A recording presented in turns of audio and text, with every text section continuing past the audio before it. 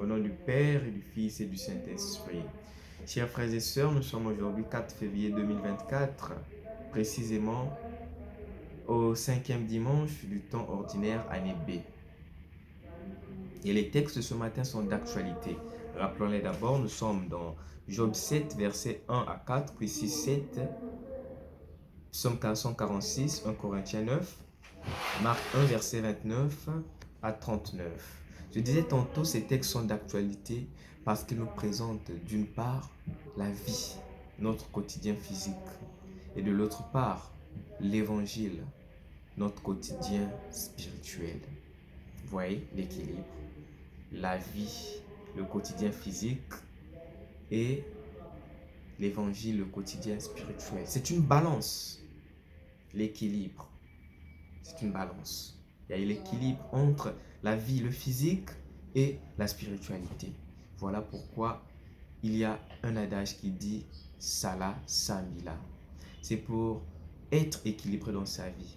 On ne peut pas que passer son temps à travailler et laisser le côté spirituel, ou vice-versa, passer son temps à prier et laisser le côté physique.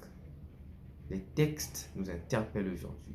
Job nous dit, nous croyons que nous sommes les seules personnes à être dans des situations difficiles, mais ce n'est pas le cas, car la vie est faite de soucis.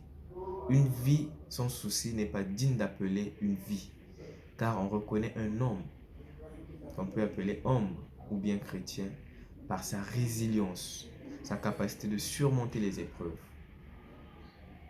Devant les épreuves, que fais-tu? Passes-tu ton temps à te lamenter ou bien prends-tu le courage de vouloir résoudre ces problèmes ou de trouver une solution à ces problèmes? Quand tu as une difficulté dans ta vie, te limites-tu là ou bien fais-tu appel à l'évangile? C'est ça aussi l'équilibre. Quand je suis dans un problème, est-ce que je me limite à ces soucis ou bien qu'est-ce que je fais? Dans la deuxième lecture, Paul, 1 Corinthiens 9, comme je l'ai dit, nous montre comment l'évangile est une transcendance, est une réalité qui s'impose à ce qu'il est. Qui suis-je pour ne pas annoncer l'évangile? Qui suis-je pour empêcher le message de Dieu?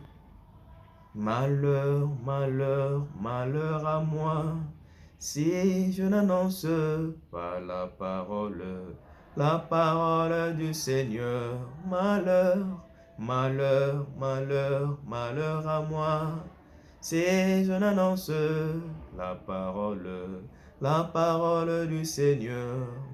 N'oublions pas, chers frères et sœurs, que notre vie ici sur terre n'est qu'un pèlerinage, est une mission. Et qui dit mission, dit qu'on doit rendre compte au Seigneur.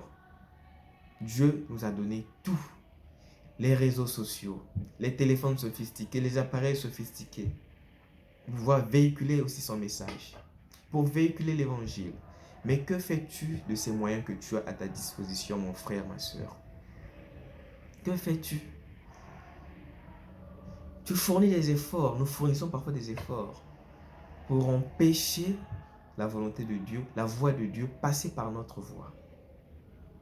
Mais n'oublions pas que nous allons rendre compte. Vanité de vanité, tout est vanité. Nous devons nous servir de ce dont nous avons à notre disposition pour véhiculer réellement le message de Dieu. Annonçons l'évangile. L'évangile ici ne veut pas simplement parler de Jésus aux gens, parler de Dieu aux gens. L'évangile aussi peut signifier être quelqu'un de bonne moralité,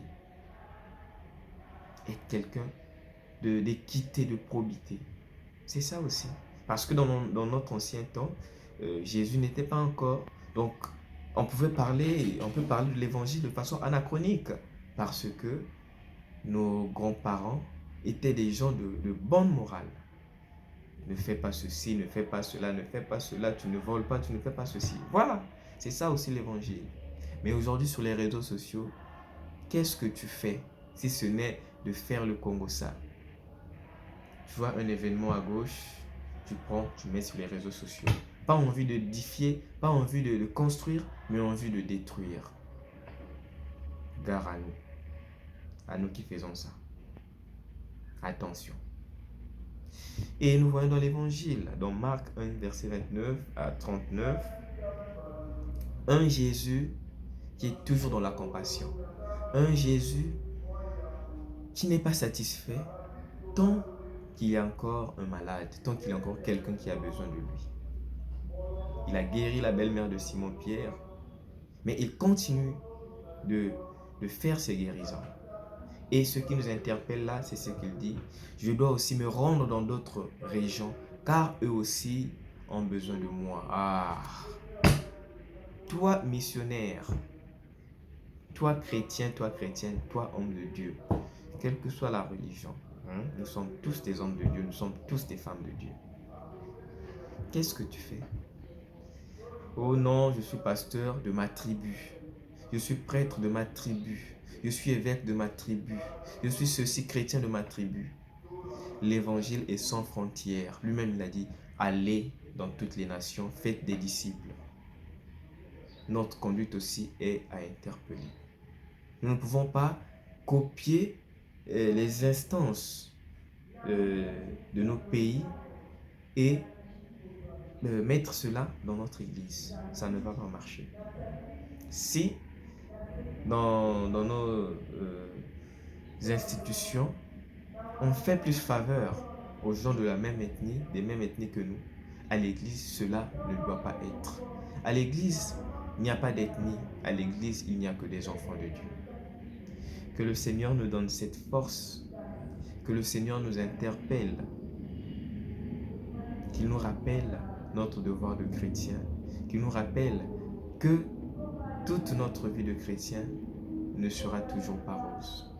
Pire encore, quand nous acceptons de devenir chrétiens, c'est là où la vie montre les difficultés.